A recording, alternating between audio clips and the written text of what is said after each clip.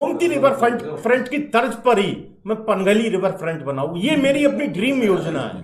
अगर उस तस्वीर को बनाने में मैं कामयाब रहा तो वास्तव में एक दिन पनघली आप देखने जाया करेंगे, शाम को वहां घूमने जाया करेंगे, वहां पे बैठने बच्चे खेलने आया करेंगे, वहां लोग पिकनिक मनाया करेंगे।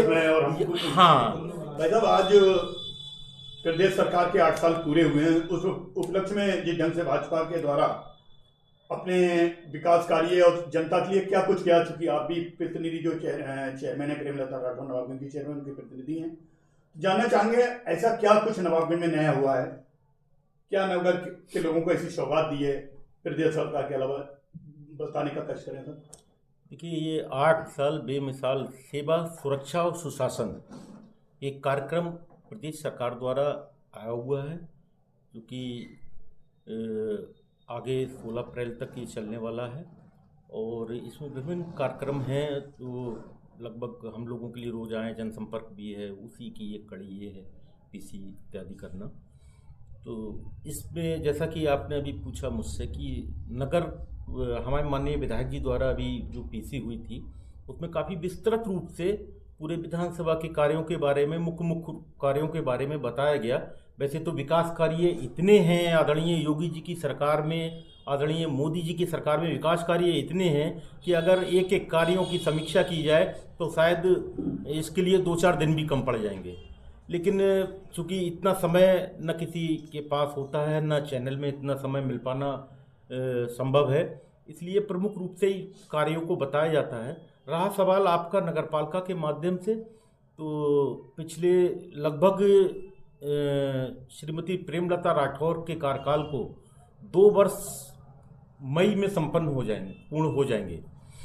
इन 2 वर्षों में जो नगर के विकास की जो नींव रखी गई है उसमें आप ये मान के चलिए लगभग 54 रोडें इंटरलॉकिंग की कंप्लीट हो चुकी हैं, और कुछ मार्ग ऐसे डाले गए हैं जो कि जिनमें नाली और कच्चा कार्य किया गया है। ऐसे कुल मिलाकर लगभग 100 के आसपास की रोडें कंप्लीट हो चुकी हैं। दूसरे, यहाँ एक चेतराम पार्क था जो कि पिछले काफ़ी वर्षों से अधूरा बना पड़ा था, उसका भी जल्दी ही शिलान्यास हो जाएगा। उसका कार्य कंप्लीट हो चुका है, बस उसमें छोटे मोटे थोड़े से एक मूर्ति का कार्य शेष रह गया है। मूर्ति आते ही उसका कार्य भी पूर्ण हो जाएगा। बिजौरिया में शमशान भूमि का कार्य प्रगति पर है, बाउंड्री वाल उसकी हो चुकी है, दाह स्थल बनने वाला है, शीघ्र ही उसका कार्य भी कंप्लीट हो जाएगा। इसके बाद हमारे पास एक याकूबपुर में शमशान भूमि का पैसा प्रदेश सरकार द्वारा और आ गया है, उसके भी टेंडर जल्द ही निर्गत कर दिए जाएंगे और उस पर भी काम शुरू हो जाएगा। 2 तालाबों के सौंदर्यीकरण का पैसा भी आ चुका है, जिनका भी कार्य बहुत जल्दी संपन्न शुरू होने वाला है। और आपके एक कार्य योजना हमने भेजी थी अपने बारात घर की, तो बहुर नगला में एक बारात घर का भी प्रपोजल शासन ने हमारा स्वीकृत कर लिया है, और बहुत जल्दी उसकी स्वीकृति हमें मिल जाएगी। स्वीकृति उपरांत उसके भी जो भी वैधानिक कार्रवाई होती है, टेंडर आदि की प्रक्रिया होती है, वो भी पूरी करके उस पर भी काम शुरू हो जाएगा। तीसरा, एक वहीं पर ओपन जिम का भी एक हमारा प्रस्ताव गया हुआ था बहुर नगला में, वो भी कार्य, उसकी स्वीकृति भी जल्द ही आ जाएगी। यहाँ से स्वीकृत होकर चला गया है, शासन से भी स्वीकृति के लिए आगे भेज दिया गया है, उसकी भी स्वीकृति आने वाली है, उसका भी पैसा आते ही उस पर भी कार्य शुरू हो जाएगा। इस प्रकार से बहुत सारे काम हैं, लगातार काम प्रतिदिन हो ही रहे हैं। और फिर रहा सवाल कुछ जो रिपेयर आदि का कार्य, वो तो आप सब लोगों को मालूम है, 2500 वार्डों में एक अभियान चला के जो छोटी मोटी रिपेयरें थी, कहीं डिप टूटे हुए थे, कहीं सड़क पे गड्ढा आ गया था, कहीं नाली टूटी हुई थी, वो सारे ही पूरे नगर के इन 2 वर्षों में वो पूरी रिपेयर लगभग समाप्त कर दी गई है। 95% रिपेयर समाप्त कर दी गई है 2 वर्षों में। भाई साहब, अभी आपने जैसे कि दोनों गांवों के बारे में जो इसी साल शामिल हुए थे नवाबगंज में, बहुर नगला और याकूब, आपने जो अपने कार्य गिनाए ज्यादातर इन गाँव के कार्य शामिल थे, जो विकास कार्य। नगर के आपने कम गिनाए, इनमें कुछ अलग से पैकेज आपने दिए हैं इन गाँवों को? नहीं नहीं नहीं, ऐसा नहीं है। एक्चुअली में वो जो बिजौरिया वाली जो शमशान है, वो जो चूंकि बिजौरिया रकबे में आती है, लेकिन बहुत सारे नगर के लोग भी उधर, भट्टा पहलवान, आदर्श नगर वगैरह के लोग, बहुत सारे लोग उधर जाते हैं। तो अब चूंकि रकबा वहां का आ रहा है, इसलिए मैंने उसको संबोधन किया कि वो बिजौरिया वाली शमशान। याकूबपुर में एक शमशान, चूंकि नवाबगंज नगर में शमशान है, तो वो याकूबपुर की शमशान चूंकि अलग है, तो उस याकूबपुर की शमशान का मैंने जिक्र किया। इस प्रकार से जैसे कूड़ा निस्तारण केंद्र भी आपके द्वारा वही बनवाया जा रहा है, एक जो कूड़ा के लिए जो इसका डिस्पोजल होना है। हाँ, एमआरएफ सेंटर, जो कि पिछले लंबे समय से वो एक सफेद हाथी की तरह खड़ा हुआ था। पीछे जब से श्रीमती प्रेमलता राठौर ने नवाबगंज नगर पालिका की शपथ ली, उसके बाद से उस एमआरएफ का कार्य भी तेजी से शुरू किया गया। वो उसमें मशीनें वगैरह तो आके रख गई थी, लेकिन उसका संचालन नहीं हो रहा था। उसके संचालन न होने से कूड़े की एक समस्या थी। कूड़े का जब निस्तारण नहीं होगा तो कूड़ा तो जहां तहां ढेर के रूप में रहेगा ही। तो अब उसका भी संचालन प्रारंभ करा दिया गया है। वहां जो मार्ग की व्यवस्थाएं नहीं थी, वो मार्ग की व्यवस्थाएं भी संपूर्ण करा दी गई हैं। अब आपको आने वाले समय में, जैसे कि आप कहीं पे भी जाएं तो रोडों के किनारे कूड़ों के ढेर आपको देखने को मिल जाते होंगे। इस प्रकार का जो सीन है वो आने वाले समय में आपको नवाबगंज नगर पालिका में देखने को नहीं मिलेगा, क्योंकि हमारा एमआरएफ सेंटर शुरू होने वाला है। सारा कूड़ा निस्तारण हमारा वहीं पर विधिवत हो। आज हम देख रहे हैं कि पूरे हिंदुस्तान की बड़े संख्या में लोग आईपीएल पे निगाह टिकाए हुए हैं, युवाओं का खेल देखने के लिए। लेकिन नवाबगंज के युवा के लिए, जो खिलाड़ी हैं, जो प्रतिभाशाली युवा हैं, उनके लिए आपके लिए कोई योजना है? आपने एक दो बार इसका जिक्र किया है, उसके बारे में कुछ बताएं। अभी माननीय विधायक जी ने अभी जिक्र किया था इसका कि अतकटा नजराना में यहाँ एक मिनी स्टेडियम का निर्माण हो रहा है। वो स्वीकृत हो गया है और वहाँ निर्माण भी प्रारंभ हो चुका है। एक भतपुरा विकास खंड में भी मिनी स्टेडियम, चूंकि नगर में इतनी बड़ी कहीं भूमि उपलब्ध नहीं है। अगर भूमि इतनी बड़ी कहीं नगर में उपलब्ध होती मिनी स्टेडियम के लिए कम से कम कुछ नहीं तो 2-4 एकड़ जमीन चाहिए। इससे कम में मिनी स्टेडियम यदि बनाते हैं तो कोई मतलब नहीं है। इसलिए मिनी जिम का हमने, एक जिम का जो मिनी जिम होते हैं पार्कों वगैरह में, उसकी व्यवस्था की है। वो नगर में भी व्यवस्था हो गई है उसकी, स्वर्गीय श्री चेतराम जी पार्क में, और एक बहुनगला में भी उसकी व्यवस्था की है। नगर में जेपीएन कॉलेज के पीछे तालाब है, जो कि काफी समय पहले खबर भी उसकी चलाई गई थी और कई बार आवाज उठाई गई थी, लेकिन क्या वजह उसका सौंदर्यीकरण अब तक नहीं हो पा रहा? सब देखिए, अभी मैंने अभी बताया कि 2 तालाबों का पैसा स्वीकृत हो चुका है। एक तालाब में कुछ जमीन को लेके थोड़ा सा विवाद था, तो उसकी फाइल जो है हमारी माननीय अपने अपर जिलाधिकारी महोदय प्रशासन के यहाँ बरेली में है। उस पर शीघ्र ही निस्तारण हो जाएगा उसका, और जैसे निस्तारण होगा उस पर काम लग जाएगा। उसका टेंडर भी हो चुका है, लेकिन जमीन संबंधी थोड़ा सा विवाद आ गया था, इस वजह से काम रुक गया है। रहा सवाल अपने जेपीएन इंटर कॉलेज पीछे वाले तालाब का, जो कि मैंने तो आज तक उसको साफ होते भी नहीं देखा। मेरी 46 वर्ष की उम्र है, मैंने कभी उसको आज तक साफ होते नहीं देखा। मैंने अभी प्रयास करके शासन से उसके लिए 50 लाख रुपए स्वीकृत कराए हैं। अब उसका टेंडर करा के उस प्रक्रिया होती है, शासन से पैसा जिले पे आता है, जिले से पैसा फिर नगर पालिका में आता है।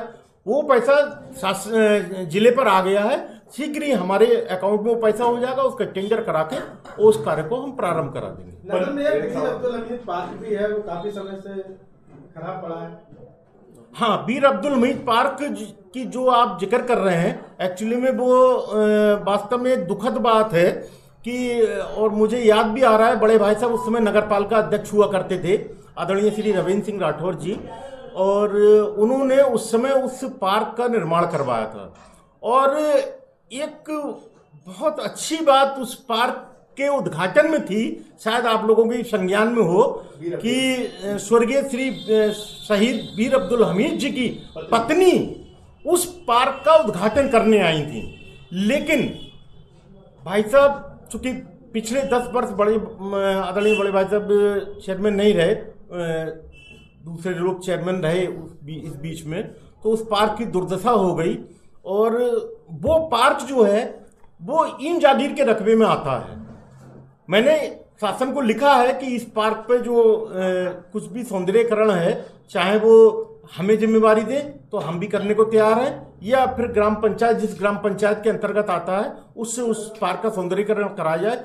चूंकि वो नवाबगंज का एंट्रेंस है, पीलीभीत की ओर से नवाबगंज के लिए आने के लिए एंट्रेंस वही है। हमने अपने बरेली की तरफ से जो एंट्रेंस है उसका सौंदर्यीकरण करा दिया। नागपंचमी चौक का सौंदर्यीकरण हो गया, ग्रिल वगैरह पूरा लग के सब, उसमें ये कभी शेष रह गया है।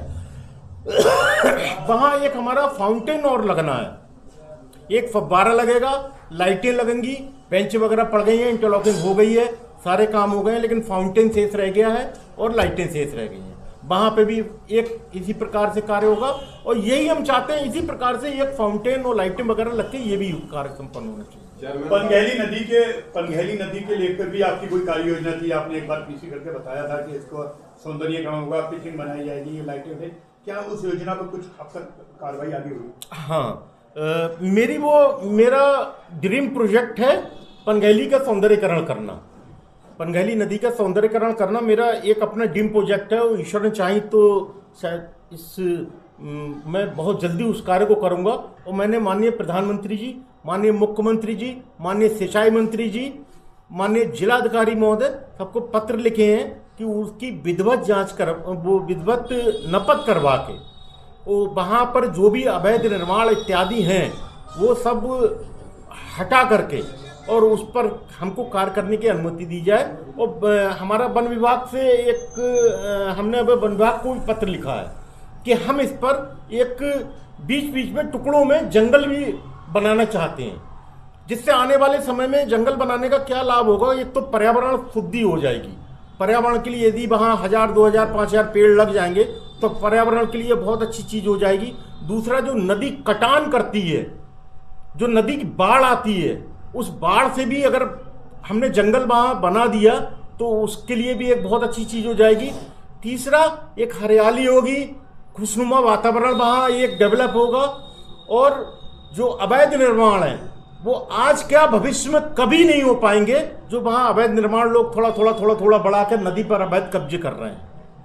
क्योंकि आज 8 साल सरकार के पूरे हुए हैं, प्रदेश सरकार के, तो प्रदेश सरकार और मुख्यमंत्री योगी आदित्यनाथ जी के बारे में क्या कहना चाहिए? देखिए, ये वास्तव में उत्तर प्रदेश के लिए स्वर्णिम काल है। स्वर्णिम काल, ये 8 वर्ष 2017 से पहले का, यदि आप थोड़ा सा गर्भ में जाएं, थोड़ा सा पीछे जाएं, 2017 से पहले का वातावरण यदि आप अपने संज्ञान में देखना चाहें, जैसे फ्लैशबैक होता है ना, उस तरीके से अगर करना चाहें तो आज हमारे देश के यशस्वी मुख्यमंत्री जी ने योजना लागू करी है, one district one product, ODOP। हर जिले का कोई ना कोई विशेषता होती है। तत्कालीन समय में वन डिस्ट्रिक्ट वन माफिया की योजना लागू करी गई थी, एक जिले में एक माफिया। हमारी सरकार ने एक जिले का एक प्रोडक्ट, हमारी सरकार ने, भारतीय जनता पार्टी की सरकार ने, आदरणीय योगी आदित्यनाथ जी की सरकार ने एक जिले में एक मेडिकल कॉलेज और बहुत सारी चीजें। अभी आप देख लीजिए, GDP जो है पूरे हिंदुस्तान में, जो कि 2017 से पहले उत्तर प्रदेश की GDP जो थी वो 11वें नंबर पर थी। आज हमारे उत्तर प्रदेश की GDP जो है पूरे देश में दूसरे नंबर की GDP है। और आने वाले समय में जो और मैं समझता हूं शायद 2-3 महीने बाद आप देख लेंगे तो शायद हमारे प्रदेश की GDP पूरे देश में पहले नंबर पर आ जाएगी। अभी जो कुंभ का संचालन हुआ, बहुत सारे विरोधियों ने, जब सरकार उसकी व्यवस्थाएं बना रही थी तो उस पर लगभग 7,500 से लेकर 10,000 रुपए तक का खर्च हुआ है कुंभ की व्यवस्था करने में। तब जो विपक्षी थे वो बहुत सारी अनर्गल बातें कर रहे थे कि बताइए, इतना पैसा ये कुंभ के आयोजन में खर्च किया जा रहा है, इससे ये कर दिया जाता है, इससे रोडें पड़ जाती हैं, इससे अस्पताल बन जाते हैं इस पैसे से। लेकिन आप देखिए, विजन होना चाहिए व्यक्ति के पास। यदि विजन है उसके पास तो वो विकास भी करेगा, अपनी धरोहर भी सजा के रखेगा, अपनी सभ्यता, अपना कल्चर, अपनी संस्कृति भी बचा के रखेगा। उसी 10,000 खर्चे से 10,000 रुपए का जो खर्च 10,000 करोड़ का जो खर्च हुआ, उसी से देश ने 3 लाख करोड़ रुपए का जो राजस्व भी प्राप्त किया है।